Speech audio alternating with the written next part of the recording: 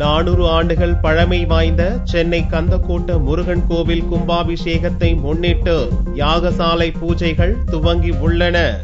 சென்னை பாரிமுனை ராசப்பசெட்டி தெருவில் புகழ்பெற்று விளங்கும் கந்தக்கோட்டம் என்று அழைக்கப்படும் முத்துக்குமார சுவாமி கோவில் உள்ளது.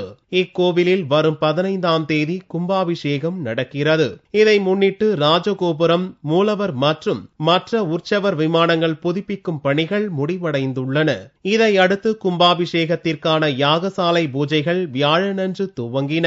வரும் 12ஆம் தேதி மாலை முதல் கால பூஜை, யாகசாலை பூஜை துவங்கி 15ஆம் தேதி 6ஆம் கால பூஜை முடிவில் காலை 9 மணி முதல் 10:30 மணிக்குள் கும்பாபிஷேகம் நடக்கிறது.